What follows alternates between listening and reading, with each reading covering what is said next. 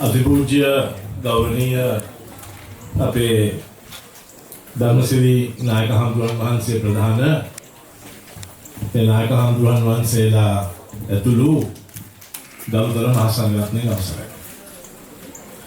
Venerable Dhammasiri, Chief Incumbent of the Washington DC Buddhist Vihare,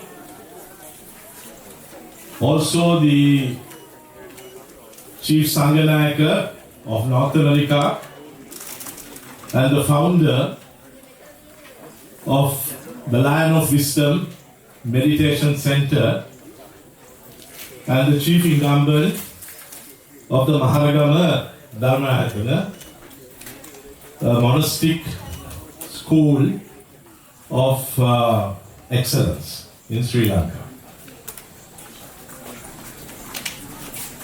Venerable Sir, you are celebrating 75 years today. Out of these 75 years, 65 years you have devoted to spreading the wisdom of Lord Buddha. This has not been confined to the shores of Sri Lanka. You have taken the message right around the world. So we are gathered here to show gratitude and appreciation for the exceptional monk that you are. You are truly a Sri Lankan ambassador. I have always told you, I am a temporary ambassador. We come and go. But you have been here for 35 years giving leadership to the Sri Lankan community spiritually. I'm sure you would want me to also mention the enormous service that has been rendered by so many venerable monks who have joined us today to pay our respects to you, sir, on your 75th birthday anniversary. These venerable monks have come from different states in this huge land that is the United States of America. We also have monks who have flown in, especially from different countries. We have a head priest who's here, flown in from Japan. Tokyo, he has a temple there. He studied with Venerable Dhammasiri, he's a contemporary of Venerable Dhammasiri. So he has come here to be with us. We have several monks who have come from Canada. And we have equally several monks who have flown in from Sri Lanka. Now, as a result of all these monks who are present here today and those who have not been able to be with us today, we have in the United States alone 80 Sri Lankan Theravada Buddhist temples that have been established. Venerable Piyananda Thero mentioned over 100 when we count Canada.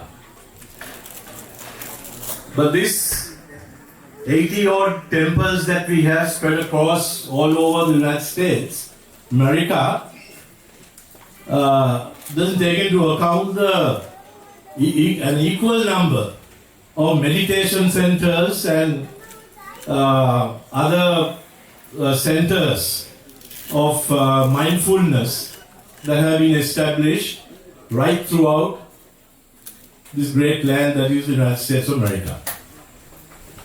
Now, a priest coming from Sri Lanka to establish a temple here doesn't happen by the way. he has to get a visa to come to the United States. When he gets a visa, he has to inform your embassy in Colombo as to why he is coming to your country. So there's a transparent process that has to be embarked on. And when they come here, they have to be facilitated by your government. Otherwise, they can't establish a temple here. You have to get special permission from the local authorities. Now, all this has happened as a matter of course. Our priests have not had to line up in queues seeking a piece of paper that authorizes them to establish a temple in this country. This is what secularism is. This is why I always say this is a living example of a secular state in the entire world. None of this would have happened if the public in this country wouldn't have accepted different cultures coming into this country, different religions being introduced into this country, different lifestyles being embarked on by people who live and work in this country. This is the diversity that has made this country a great country. The tolerance of diversity, the accommodation of diversity. Now, when you come down this road, first thing that you see, or when you go out of this Land of Wisdom Meditation Center, the first thing that you see is a church on the other side of the road. Now, when Venerable Dhammasiri wanted to purchase this building to start a meditation center, he had to get the approval of the local authorities. The people around this area had to be accommodated. For someone like Venerable Dhammasiri coming here and bringing a Buddhist philosophy into the area that they live. But there were no objections. The priests didn't object. That is what is needed in a democracy. That is what is called freedom of religion. So in Sri Lanka, also we have freedom of religion. We practice freedom of religion. Buddhism has been given the foremost place in our constitution, not because of a lack of our bondage to the notion of a freedom of religion, but because it is a 2,500-year history that we are protected and we are moving forward with. We had challenges, lots of challenges during our history. When you look back, for 450 years, our country was colonized by 3 colonial powers from the 15th century onwards, until we got independence in 1948. We had the Portuguese first, we had the Dutch after that, in the 17th century, and then we had the British. So we had to fight all the time to protect our cultural heritage. It was not easy. We had to fight all the time to protect Buddhism, our way of life. In all those fights, it was the Venerable Mahasangha who took the forefront.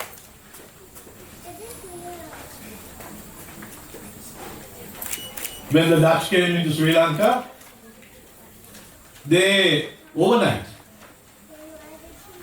abolished Poya holidays. The Poya is a full moon day which is linked to Buddhist activity every month, and for Sri Lankans this is very sacred.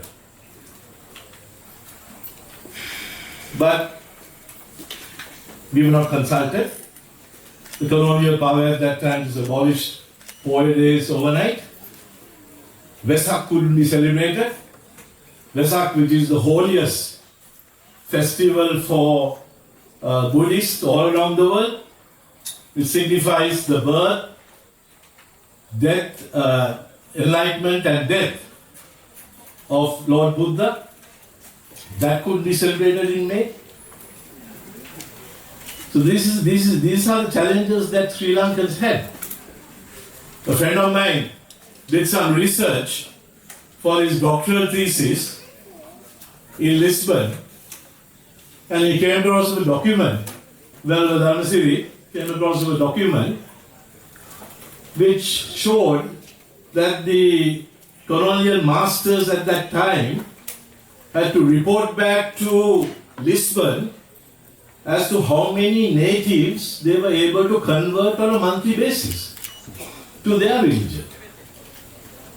So they didn't come only with an economic agenda, there was a religious agenda that was brought with it. And with that, the inevitable challenges posed to our people to protect and nurture and carry forward their cultural heritage.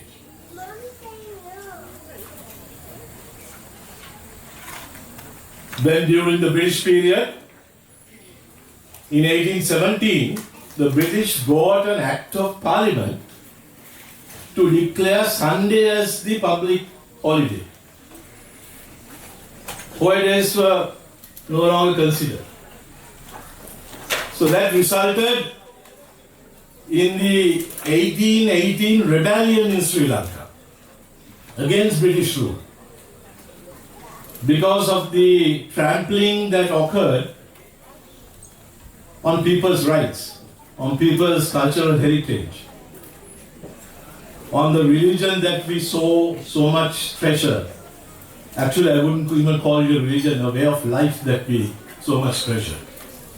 The Buddhism is a philosophy, it's a way of life. When this was threatened, obviously people rebelled. And the 1818 rebellion resulted in thousands of our Buddhist monks being slaughtered. They were slaughtered. There was no human rights at that time.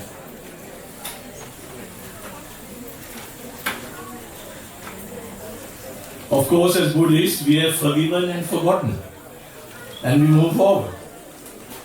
We have good relations with our colonial powers. We don't remind them about these things. But I mention this to give you context as to why we revere the Venerable Mahasangha. You must have seen me bending into two and worshipping Venerable Dhammasiri Sangha. I worship all these Buddhist monks, all these people who have come here, including the Bangladeshis, including our friends from Vietnam, including our friends from Nepal, and other Buddhist country representatives who are here. Because we revere the Buddhist clergy for what they have done to protect and nurture our way of life. A way of life that goes back to over 2,500 years. America is only 245 years old. But you have, of course, as a result of being a newborn country, you have learned from your past mistakes, never to repeat them again. You also had a lot of challenges in this country. You had to expel the colonial power by fighting a war. Thousands of people died as a result. And there were people in chains until recently who didn't have their freedom. But now all that is in the past. You're a secular state. You're giving space to other cultures to come in here, other religions to come in here and practice their lifestyles, their own religious beliefs. And that is what makes a secular state, a democracy, a country that has a rule of law. So I thought I will mention all this.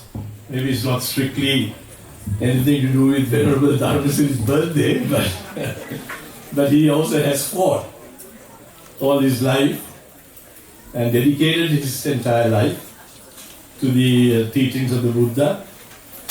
So thank you very much to all American friends for welcoming us, for making all this possible.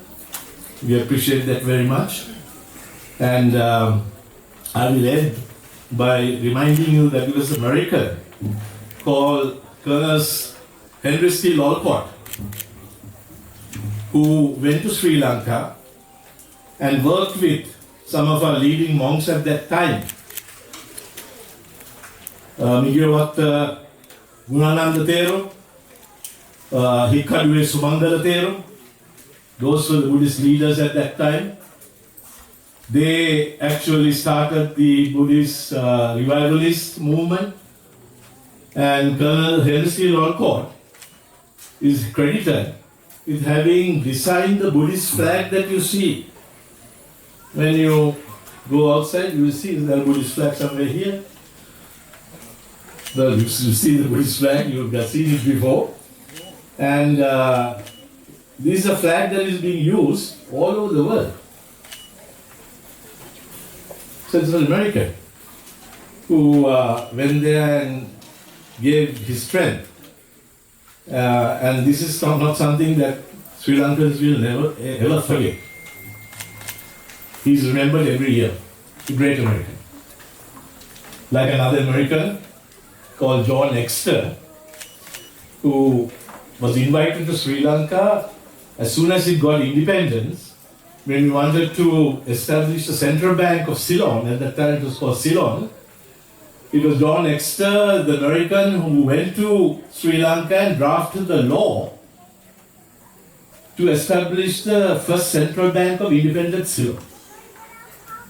He was known by the US Treasury. So we have so much connection. And these priests are here because of your facilitation. We appreciate that very much. At the same time, we are giving back.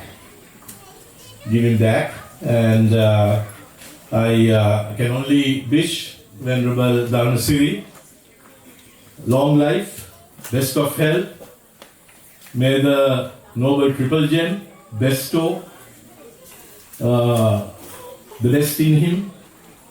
And also to all of you, the same wishes. And in Sri Lanka, as we say, we finish off by saying, Oba Samata Theruwan Saranai. Thank you.